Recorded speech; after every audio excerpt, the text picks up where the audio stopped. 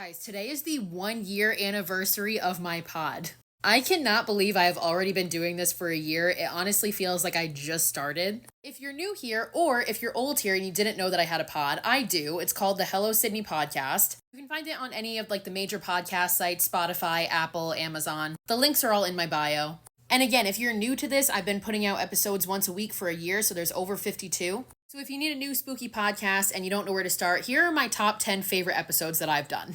Before we get into the top 10, I have an honorable mention, and it's my 6th episode that I did, which is As Above, So Below versus Dante's Inferno. I will talk about this movie and its connections to Dante's Inferno for days. So in this episode, I did a whole breakdown of the plot and how every place they go to represents a different circle of hell. And I just had a lot of fun doing this one. I love talking about this. In 10th place, I have my Hell House LLC franchise episode. I break down all 4 of the movies and all the connections between all of them in this episode. The first Hell House LLC movie is one of the movies to scare me the most in my life, so I had a lot of fun rewatching this franchise and doing a full breakdown and looking at all the connections. In 9th place, I have my Conjuring Universe episodes. I did a 3-parter on this. I especially had fun doing the first part because I just talked about the first Conjuring movie in that one. Because I personally have a lot of lore behind that movie, and that's the movie that scared me the most in my life. But watching these movies in succession for these breakdowns made me actually appreciate all of them more, even the ones I didn't really like so much. In 8th place, I have the episodes that I did on the Paranormal Activity movies. This was a 2-parter, and the first one, episode 32, is actually my most listened to episode ever, so people love this one too.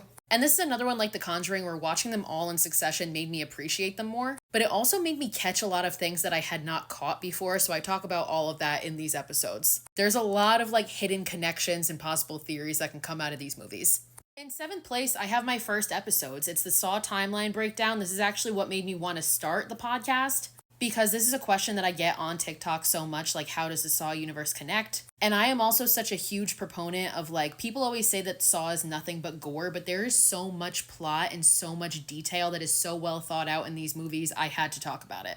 In 6th place, I have the episode that I did on the Blair Witch Project. I did a TikTok on this as well that went pretty viral. I think it's actually my most watched TikTok ever. But this is a full plot breakdown of the Blair Witch Project, but also all of the behind the scenes information about it, because there's just so much to it. In 5th place, I have the series that I did on The Haunting of Hill House, which is my favorite show of all time. I did 4 episodes on this, and I cried in every single fucking one.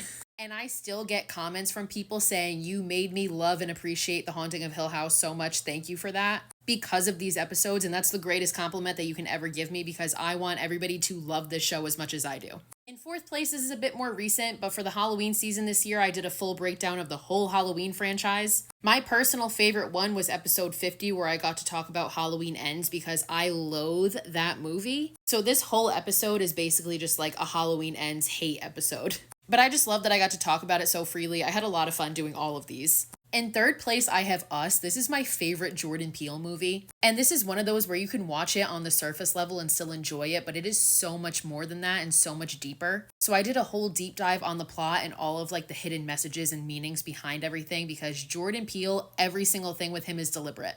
In 2nd place, a really new one, because I'm still in the midst of doing this, but I'm currently covering The Fall of the House of Usher, which other than Hill House is my favorite show. And this is so up there in my favorites because I already love Mike Flanagan so much in everything he does. But doing this deep dive really made me realize how smart and beautiful and well thought out this show is, and just how intricate it is and how much that man respects source material. This is also the biggest deep dive I've done in terms of research, because yeah.